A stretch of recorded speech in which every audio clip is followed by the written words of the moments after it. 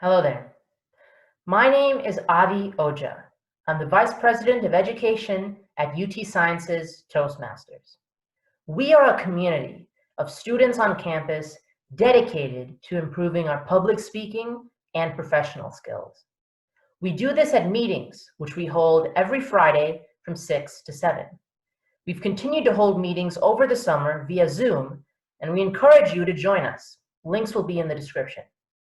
To give you an idea of what a meeting is like and how we help our members improve their public speaking, we're going to take the next 10 minutes to take a 1-hour meeting and shrink it down into those 10 minutes. I'll act as the Toastmaster of the evening, which means I will conduct the meeting and transition between our speakers. We're going to have 2 speaking sections today. The first speaking section is called Prepared Speeches. Sarah and Spencer have both prepared a speech for us, and we'll hear what they have to say. And our second part of the meeting is called Table Topics. Ming will volunteer himself to come up on stage, and I will give him a question that he's never considered before. He'll have to speak on the spot for around 1 to 2 minutes. Let's get started. First up is Sarah, delivering a speech on what UT Science's Toastmasters means to her. Thank you, Mr. Toastmaster. I used to be a really nervous speaker. Every time I went on the stage, my hands would get clammy, I'd have extreme jitters, and worst of all, my head would go really blank, meaning I had no idea what I was going to say.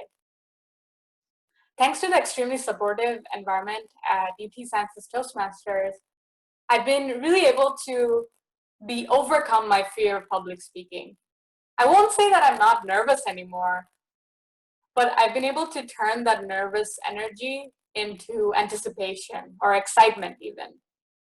I've realized that even the best public speakers still have that nervousness when they go in front of an audience. Something about going into stage and getting vulnerable in front of a lot of people. What the club has done for me is that every time I speak, I get feedback on what I did well, what I can improve on. And people also come to me to talk about my speech if they find it interesting. And if 1 or 2 speeches turn out bad, no one is going to care. They'll still support me. Because of all these reasons, if you're looking for a club to join, UT Science's Toastmasters might be a great one for you. Because not only will you grow as a public speaker, you'll also grow as a person and a leader. Thank you, Mr. Toastmaster. Thank you, Sarah, for that very inspiring speech. It's nice to know that even those who look like they are good at public speaking sometimes have struggles. And I think that's something that every member at UT Science's Toastmasters can attest to. Next up, we have Spencer. Spencer is our Vice President of Membership, and he's going to be talking to you about how Toastmasters helped him transition to UT. Spencer, take it away. Good evening, ladies and gentlemen, Toastmasters and guests. Tonight, I want to talk to you about my personal experience with transition times in life. Those times where you begin to question yourself as well as those things going on around you. And they can come in forms of you starting at a new university, you graduating from a particular program, whether it's high school, college, a graduate program, or starting a new job, moving to a new area and getting out of your comfort zone. I was fortunate enough whenever I had my first semester at UT, I was able to meet my mentor now, Sadala. He was the VPM at the time, Vice President of Membership here at UT Science's Toastmasters.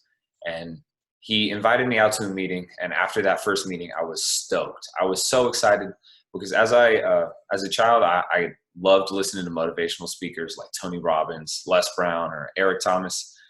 All 3 of them, I would just play on different YouTube channels and just listen to them talk while I'd go about my day. And they really inspired me. And so getting an opportunity to see a club that allowed people to speak and be heard, I thought it was an awesome opportunity. And especially with all those questions that I'd been having of like, who would I want to be? Like, What type of leader do I want to be? How do I want to treat those that come after me? As well as what are going to be my priorities in life? Is it going to be work focus? How can I make my purpose work focus? As well as how can I also have the understanding that I can't do everything and I need to relax sometimes. Overall, I felt like Toastmasters has given me an awesome community in order for me to feel comfortable and be honest with myself as well as others. And I definitely hope that you get that same experience. And if I can give you 2 pieces of advice, never quit asking those questions and come see us on a Friday night at 6 p.m. The Zoom link will be attached here. Thank you, Mr. Toastmaster. What a nice speech, Spencer. Thank you. Spencer is one of our most dedicated members. And again, just thank you, Spencer, for sharing your experience. Now we're going to move on to the second part of our meeting, which is the table topics. Ming has volunteered to be our first table topics contestant. I will ask him a question, and then he will have to respond on the spot. Here is your question, Ming.